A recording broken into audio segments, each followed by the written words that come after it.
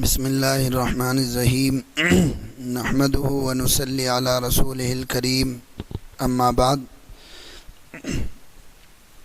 جیسا کہ کل آپ حضرات کے سامنے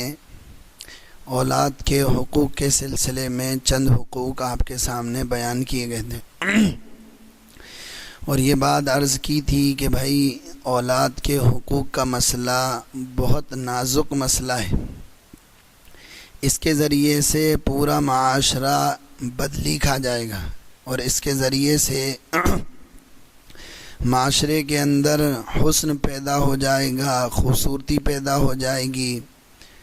چونکہ کسی بھی معاشرے کے بننے کی پہلی سیڑھی یہ بچے ہی ہوتے ہیں، یہاں ہی سے معاشرہ بنتا ہے۔ اس لیے اس کو بہت توجہ کے ساتھ، اہتمام کے ساتھ جو حقوق آپ کے سامنے بیان کیے جا رہے ہیں ان کو بہت توجہ سے سن کر اس پر عمل کر اپنی اولاد کے ساتھ ویسا برتاؤ کریں گے تو انشاءاللہ آپ کی زندگی خوشگوار بن جائے گی۔ اگر آپ نے ان کے حقوق ادا نہیں کرے تو پھر آپ کے ساتھ بھی ویسا ہی معاملہ ہوگا جیسا کہ حضرت عمر رضی اللہ عنہ کے زمانے میں اس آدمی کے ساتھ ہوا تھا۔ تو ایک حقوق علماء نے بچوں کا یہ لکھا ہے کہ جب بچہ پیدا ہو آپ نے دائیں کان میں اذان دے دی، بائیں کان میں اقامت کہہ دی، اس کی تحنیک کروا دی، اس کا عقیقہ ہو گیا۔ اب اس کا ایک حق یہ ہے کہ اس کا نام رکھا جائے، اور نام بھی اسلامی نام رکھا جائے۔ اللہ کے نبی صلی اللہ علیہ وسلم کی حدیث ہے، روایتوں میں آتا ہے، آپ نے فرمایا اللہ کو سب سے زیادہ پسندیدہ نام عبداللہ اور عبد الرحمن ہے، عبداللہ اور عبد الرحمن ہے۔ پھر اس کے بعد وہ نام پسندیدہ ہیں جو انبیاء علیہم الصلاۃ کے نام ہوں۔ پھر اس کے بعد صحابہ کے نام پسندیدہ ہیں۔ بچیوں میں وہ نام محبوب اور پسندیدہ ہیں جو صحابیات کے نام ہوں۔ بچیوں میں وہ جو دنیا میں نیک خاتون گزری ہیں ان کے نام اپنی بچیوں کے اندر رکھیں، اور نام رکھتے وقت نیت یہ کریں کہ اللہ تبارک و تعالی جیسے اخلاق اور سیرت والے، جیسی عادات والے یہ لوگ تھے، اے اللہ اس کا کچھ حصہ ہمارے بچوں کے اندر بھی نصیب فرما۔ اگر نام رکھتے وقت نیت یہ ہوگی تو اللہ تبارک و تعالی ان بزرگوں کے اوصاف اور ان کی کچھ نہ کچھ حصہ اور ان کی کچھ نہ کچھ صفت آپ کے بچے کے اندر بھی پیدا ضرور فرمائیں۔ نام کا بہت زیادہ اثر آدمی کی ذات پر پڑتا ہے، یہ بات بالکل ذہن کے اندر بٹھا لینی چاہیے کہ نام کا اثر بچوں کی، انسان کی ذات پر بہت زیادہ پڑتا ہے۔ اس لیے شریعت نے بہت زور دیا ہے کہ نام بہت اچھے رکھے جائیں، جس کے معنی بہت اچھے ہوں۔ اور بہت اچھی بات لکھی ہے ہمارے مفتی جنید صاحب کے والد مرحوم مولانا ذوالفقار صاحب نروری نے اپنی کتاب کے اندر، بہت اچھی بات لگی مجھے کہ ناموں کے اندر ایسی بات ہونا چاہیے، نام ایسے رکھنا چاہیے جن کے اندر عبدیت کے معنی ہوں اور جس کے اندر عجز و انکساری کے معنی ہوں، یعنی نام کے اندر بھی کوئی بلندی نہیں ہو، آدمی کے نام کے اندر فخر نہیں ہو، آدمی کے نام کے اندر اونچائی نہیں ہو، بلکہ اس کے نام کے معنی کے اندر پستی ہو، ذلت ہو، عجز و انکساری ہو۔ یہ نام اللہ کو بہت زیادہ پسندیدہ ہے، اسی لیے عبد جس نام کے اندر ہوگا یہ نام اللہ کو بہت زیادہ پسندیدہ ہے، کہ عبداللہ نام ہو یا عبد الرحمن نام ہو، عبد الخالق نام ہو، اس طریقے کے نام اللہ کو بہت زیادہ پسند ہیں۔ جس کے نام ابھی تک ٹھیک نہیں تھے، اب مسئلہ معلوم ہوا کہ نام اچھے رکھنا چاہیے، لیکن اب کیا کریں صاحب، بچہ تو 15 سال کا ہو گیا، نام اس کا چنگو رکھا ہوا تھا، منو رکھا ہوا تھا، کلو رکھا ہوا نام تو اب کیا کریں، تو اب اس کا نام بدل دے۔ اب آپ کہیں گے صاحب اس کی آئی کارڈ میں تو نام چنو لکھا ہوا ہے، منو لکھا ہوا ہے، وہ کیسے بدلا جائے گا؟ کلو لکھا ہوا ہے تو اس میں آپ لکھا رہنے دیں، اور اس میں بھی 50 روپے لیتے ہیں اور وہ لوگ نام بدل دیتے ہیں۔ کتنے روپے؟ 50 روپے، 30 روپے لیتے ہیں آدھار کارڈ والے کہیں جا کر اپنے بچے کا نام بدلوا لیں۔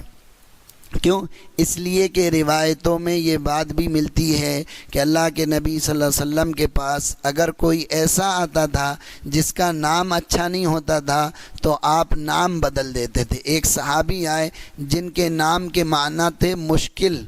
تو اللہ کے نبی نے فرمایا نہیں بھائی، تم مشکل پیدا کرنے والے نہیں ہو بلکہ آسانی پیدا کرنے والے ہو۔ حضرت عمر رضی اللہ عنہ کی بچی کا نام تھا آسیہ، جس کے معنی ہوتے ہیں گنہگار کے، آپ نے نام بدل کر اس کا جمیلہ رکھ دیا۔ حضرت علی رضی اللہ تعالی عنہ کے جب لڑکا پیدا ہوا تو آپ نے پوچھا کیا نام رکھا؟ تو انہوں نے کہا حرب۔ حرب کے معنی جنگجو، لڑنے والا۔ آپ نے فرمایا نہیں بھائی، اس کا نام حسن رکھو۔ پھر دوسرا بچہ پیدا ہوا، آپ نے فرمایا اس کا نام کیا رکھا؟ انہوں نے پھر کہا کہ حرب۔ فرمایا نہیں بھائی، اس کا نام حسین رکھو۔ اور پھر یوں فرمایا جب سے اللہ نے آدم کی نسل کو چلایا ہے، اللہ نے یہ دونوں نام محفوظ رکھے تھے، آج تک کسی کا نام حسن اور حسین نہیں رکھا گیا۔ تو نام کے اندر اگر معنی خراب ہیں تو اپنے نام کو بدل لیں، اور اگر آپ کا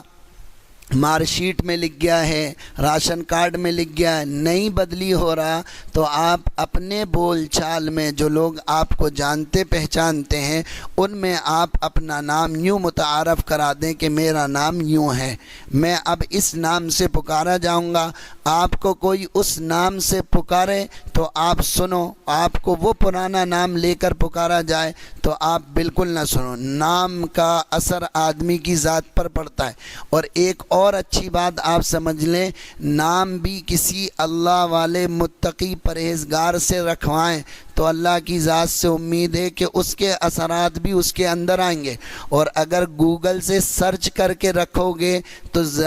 یہ اللہ کی ذات سے امید ہے کہ اثر بھی وہ گوگل والے ہی آئیں گے۔ تو نام بھی کسی اللہ والے سے چن کر متعین کر کے، اور ناموں میں ہوتا کیا ہے صاحب، آپ نام بتا دیں ہم رکھ لیں گے، نام بتا دیے لیکن رکھنا وہی ہے جو انہوں نے سرچ کیا ہوا ہے، جو ان کے ذہن میں پہلے آیا ہوا ہے وہی نام رکھنا ہے۔ اب آپ کتنے اچھے نام بتاؤ، ہونا یہ چاہیے کہ کسی کے پاس جا کر نام پوچھیں، وہ جو نام بتا دے بس وہ رکھ لو۔ اور سب سے اچھے نام میں نے آپ کو بتائے عبداللہ ہیں، عبد الرحمن ہیں، پھر انبیاء کے نام پر جو نام ہے وہ رکھے جائیں۔ لوگ یہ کہتے ہیں صاحب یہ نام کے تو ہیں ہمارے محلے میں، تو کیا کریں بھائی، ہیں تو ان کے محلے میں، اگر نام اچھا مل رہا ہے تو رہنے دو، لیکن وہ نام صاحب یہ تو ہمارے خاندان میں ہے صاحب، اب یہ نام کیسے صاحب؟ کوئی ایسا لیٹسٹ بتاؤ، بالکل نیا نکل کے آیا، ابھی چائنا والوں نے بنایا ہو اور گناہ میں ہی اس کا وہ ہوا ہو اور بالکل ایک دم نیا آیا ہو، ایسا نام کوئی بتاؤ۔ ایسا نام کوئی نہیں۔ پھر وہ آپ اس سے نکالیں گے تو ہوتا یہ اس کے اندر غلطی کہ عربی میں حروف کچھ ہوتے ہیں اور وہ اس کا صحیح ترجمہ کر نہیں پاتا ہے، تو اس میں کچھ بھی نکل کے آ جاتا ہے۔ ہوتا سا ہے، اس میں آپ ایس سے ڈالیں گے تو وہ آ جائے گا۔ اب ایک صاحب کا نام انہوں نے سمر رکھا ہوا تھا، میں نے کہا چلو بھائی ٹھیک ہے، لیکن جب وہ لکھتے تھے اس کا نام تو سین سے لکھتے تھے۔ میں نے کہا بھائی سین سے تو سمر نہیں ہوتا ہے، سمر تو سا سے ہوتا ہے، جس کے معنی پھل کے آتے ہیں، فروٹ کے آتے ہیں۔ کہ لیں نہیں صاحب وہ تو گوگل میں ایسے ہی لکھا ہوا تھا۔ میں نے کہا ٹھیک ہے صاحب، گوگل والا نام ہے تو آپ رکھو۔ تو بہرحال بتانا یہ ہے کہ انسان کی ذات پر اس کے نام کا اثر پڑتا ہے، اس لیے اپنے بچوں کے اسلامی نام رکھیں۔ اور جو بات میں نے آپ کو بتائی جس کے اندر عبدیت کے معنی ہو، بندگی کے معنی ہو، عجز و انکساری جس کے اندر پائی جائے، وہ نام رکھیں گے تو انشاءاللہ اس نام کے اثر آپ کی اولاد کے اندر آئیں گے۔ ایک حق یہ۔ پانچواں حق علماء نے یہ لکھا ہے کہ جب بچہ پیدا ہو گیا، اس کا نام رکھ گیا، تو اب اس کو دودھ پلانے کی ضرورت آئے گی۔ تو دودھ کس کا پلایا جائے؟ سانچی کا پلایا جائے، کس کا پلایا جائے؟ علماء نے لکھا ہے کہ دودھ چونکہ یہ بچہ جو پیدا ہوا ہے تو ماں پر حق ہے دیانتاً کہ اپنے بچے کو دودھ پلائے، چونکہ اللہ تبارک و تعالی سورہ بقرہ کے اندر کہتا ہے والوالدات یرضعن اولادہن حولین کاملین، کہ یہ مائیں اپنے بچے کو 2 سال تک مکمل دودھ پلائیں۔ تو دودھ پلانا یہ دیانتاً ماں پر ضروری ہے کہ ماں اپنے بچے کو اپنا دودھ پلائے۔ اس دودھ پلانے سے ماں کے جذبات، ماں کے احساسات، اس کے اندر اعلیٰ اخلاق، اس کے اندر بلند اخلاق، بلند کردار ماں کے دودھ کے ساتھ منتقل ہوں گے۔ اور چونکہ یہ دودھ بچے کا حق ہے، اللہ نے جو ماں کی چھاتیوں میں دودھ کو جاری کیا ہے یہ بچے کی پیدائش سے ہی شروع ہوا، اس لیے یہ بچے کا حق ہے۔ اور اس کو بغیر کسی عذر کے اگر عورت دودھ نہ پلائے گی تو علماء نے لکھا ہے کہ گنہگار ہوگی۔ اور دودھ پلانے کی مدت بھی سمجھ لو کب تک دودھ پلانا ہے۔ قرآن کریم میں اللہ تبارک و تعالی نے سورہ بقرہ میں فرمایا کہ 2 سال تک مکمل دودھ پلائیں، اور ایک جگہ ہے کہ 30 مہینے تک دودھ پلائیں۔ امام اعظم ابو حنیفہ رحمۃ اللہ علیہ کا مسلک یہ ہے، حنفیہ کا مسلک یہ ہے کہ 2 سال تک دودھ پلائیں، لیکن اگر بچہ کمزور ہے، ناتواں ہے، ضعیف ہے اور اس کے اندر ابھی وہ سکت نہیں ہے تو 30 مہینے یعنی 2.5 سال کی مدت تک دودھ پلایا جائے گا۔ اور 2.5 سال کی مدت کے بعد دودھ ماں کا دودھ پلانا باتفاق علماء حرام ہے۔ 2.5 سال کی مدت کے بعد بچے کو ماں کا دودھ پلانا باتفاق علماء حرام ہے۔ اصل تو مدت 2 سال ہے، لیکن اگر بچہ کچھ کمزور ہے، ضعیف ہے، اس کے اندر سکت اور طاقت اور قوت نہیں ہے تو 2.5 سال تک کی اجازت ہے، ورنہ اصل مدت صرف 2 سال ہے۔ بچے کو ماں کا دودھ صرف 2 سال تک پلایا جائے۔ اگر بچہ کچھ کمزور ہے، ضعیف ہے تو 2.5 سال تک اس کی مدت کو لیا جا سکتا ہے۔ اس کے بعد ماں کا دودھ پلانا بچے کو یہ باتفاق علماء حرام ہے۔ اس کو اچھی طرح بٹھا لو، کان میں، دماغ میں، دل کے اندر اس بات کو بٹھا لو کہ یہ مسئلہ بہت ہے۔ لوگ 3 سال تک، پونے 3 سال تک بچے کو ماں کا دودھ پلاتے ہیں مسئلے سے ناواقفیت کی وجہ سے، تو یہ خود وہ بھی گناہ گار ہو رہی، وہ عورت بھی گناہ گار ہو رہی۔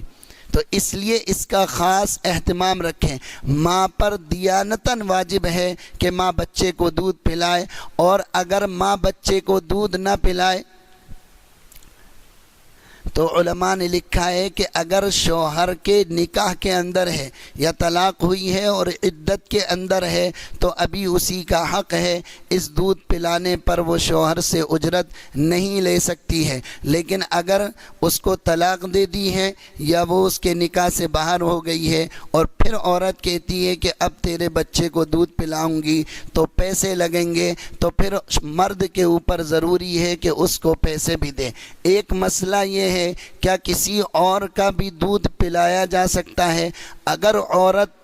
کا دودھ بچے کو نقصان پہنچا رہا ہو اور شوہر اور ڈاکٹر یہ بات کہیں کہ اس کے دودھ سے بچے کی صحت خراب ہو جائے گی، اس کو نقصان پہنچے گا، تو پھر کسی انا کا دودھ بھی بچے کو پلا سکتے ہیں، لیکن اس کے لیے پلانے سے پہلے اس کی اجرت کو طے کر لیں کہ آپ دودھ اتنے دنوں تک پلائیں گی، آپ کو اتنی رقم اس کی اجرت میں دی جائے گی۔ ایسا نہیں ہو کہ دودھ پلانے کے لیے لگا دیا اور نہ اجرت طے کری نہ کچھ طے کرا، بعد میں جا کر جھگڑا ہو۔ اس بات کو اچھی طرح سمجھ لیں۔ جو احباب اس لائن سے گزر رہے ہیں وہ اپنے گھروں میں جا کر اس مسئلے کو بتائیں۔ اگر غلطی ہوئی ہے، 2.5 سال 2 سال سے اوپر تک دودھ پلا رہے ہیں تو پھر اس سے توبہ اور استغفار کریں۔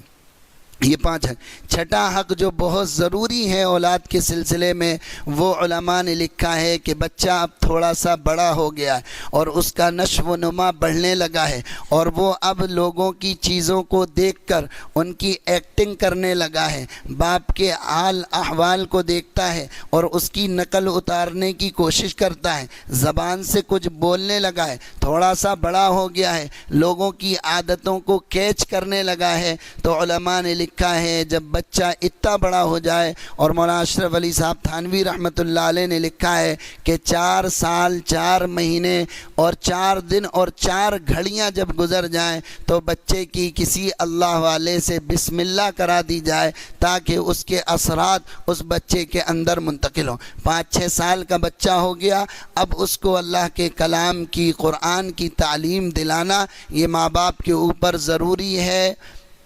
اور بہت اہم حق ہے اس بچے کا۔ اگر آپ نے اس سے پہلو تہی اختیار کری اور اگر آپ نے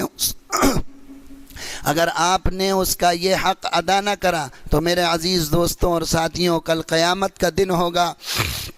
میدان محشر کی گرمی ہوگی، انبیاء علیہم الصلاۃ والسلام بھی نفسی نفسی کے عالم میں ہوں گے، اور آپ کا اگر جنت کا ٹکٹ ہو بھی چکا ہوگا اور آپ کی اولاد جہنم کے دروازے پر کھڑی ہوگی تو وہ اللہ تبارک و تعالی سے یوں عرض کرے گی، وقالوا ربنا انا اطعنا سادتنا وکبراءنا فاضلونا السبیل ربنا آتهم ضعفین من العذاب ولعنهم لعنا کبیرا۔ اے اللہ، یہ ہمارے بڑے تھے، یہ ہمارے چودھری تھے، یہ ہمارا باپ ہے، یہ ہمارے چچا ہیں، یہ ہماری خالہ ہیں، یہ ہمارے پھوپھے ہیں۔ وقالوا ربنا انا اطعنا سادتنا وکبراءنا، اللہ یہ ہمارے بڑے تھے، فاضلونا السبیل، انہوں نے ہمیں راستے سے گمراہ کر دیا، انہوں نے ہمیں بھٹکا دیا، انہوں نے کبھی ہمیں نہیں بتایا مکتب کیا ہوتا ہے، انہوں نے ہمیں کبھی نہیں بتایا مدرسہ کیا ہوتا ہے، انہوں نے ہمیں کبھی نہیں بتایا پڑوسیوں کے حقوق کیا ہوتے ہیں، انہوں نے نہیں بتایا خالہ کا درجہ کیا ہوتا ہے، انہوں نے نہیں بتایا باپ کا درجہ کیا ہوتا ہے، انہوں نے شہری والوں کے حقوق نہ بتائے، انہوں نے راستے کے حقوق نہ بتائے، انہوں نے لوگوں سے ملاقات کرنے کے آداب کے حقوق نہیں بتائے، انہوں نے مہمان نوازی کے حقوق ہمیں نہیں بتائے۔ فَأَضَلُّونَ السَّبِيلَ، اے اللہ انہوں نے ہمیں گمراہ کرا، ہم ان کی وجہ سے بھٹکے ہیں، ہم ان کی وجہ سے راہ سے ہٹے۔ ربنا آتِهِمْ ضِعْفَيْنِ مِنَ الْعَذَابِ وَلَعَنْهُمْ لَعْنًا كَبِيرًا، اے اللہ جتنا عذاب تو ہمیں دیتا ہے اس سے دگنا ان کو عطا فرما۔ بھٹکنے کا، راہ سے پھینکنے کا، راہ سے ہٹنے کا ذریعہ اے اللہ یہ بنے ہیں۔ اگر آپ نے اپنے بچے کی دینی تعلیم کی فکر نہ کی اور وہ گناہ گار ہوا یا اس نے کوئی گناہ کرا تو علماء نے لکھا ہے کہ اس کے جرم کے اندر اس کا باپ بھی شریک ہوگا، اس کے گھر کے بڑے بھی شریک ہوں گے، چونکہ اس کی تعلیم نہ کی، اس کی تربیت اس انداز سے نہ کی گئی، اس کو بتایا نہ گیا، اس کو سمجھے۔ دنیا کے سارے علوم اور سارے فنون آپ نے پڑھائے لیکن آپ نے اس کو وہ نہ پڑھایا جس سے اللہ سے اس کا تعلق مضبوط ہوتا۔ آپ نے قرآن کی ترتیب پر، نزول قرآن پر کبھی غور نہ کیا۔ مکہ کے اندر کیسے حالات تھے، کیسے لوگ رہتے تھے، راستوں کو لوٹ لیا کرتے تھے،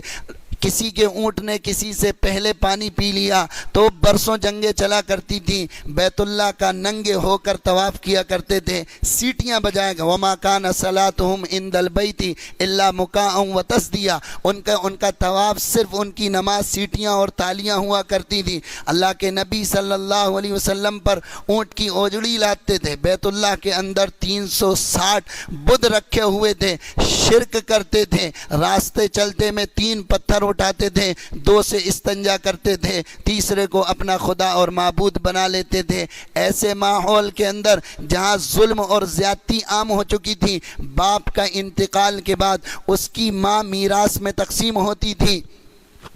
اور لڑکوں کے اس میں جاتی تھی، ایسے ماحول کے اندر اللہ تبارک و تعالی اپنے نبی صلی اللہ علیہ وسلم پر نبوت کا تاج سجاتا ہے اور غار حرا کے اندر سب سے پہلی وحی آتی ہے۔ تو ہونا تو یہ تھا کہ اللہ یوں کہتا محمد صلی اللہ علیہ وسلم سے، اے محمد صلی اللہ علیہ وسلم، اللہ کے علاوہ کسی کی لوگوں کو اعلان کر دو، اللہ کے علاوہ کسی کی پوجا نہ کریں، اللہ کے ساتھ کسی کو شریک نہ کریں، ظلم نہ کریں، ماں باپ کی نافرمانی بےایمانی نہ کریں، چوری نہ کریں، ڈاکہ نہ ڈالیں، زنا نہ کریں، جو ساری برائیاں اس زمانے میں ہوتی تھیں اللہ کو اس سے منع کرنا چاہیے تھا، لیکن اللہ تبارک و تعالیٰ نے ان میں سے کسی کا ذکر نہیں کرا۔ اپنے نبی صلی اللہ علیہ وسلم پر جو پہلی وحی اللہ تبارک و تعالیٰ نے اتاری وہ یہ اتاری کہ اقرأ بسم ربک الذی خلق، خلق الانسان من علق، اقرأ وربک الاکرم الذی علم بالقلم، علم الانسان ما لم یعلم، کہ اے محمد صلی اللہ علیہ وسلم یہ پوری امت کو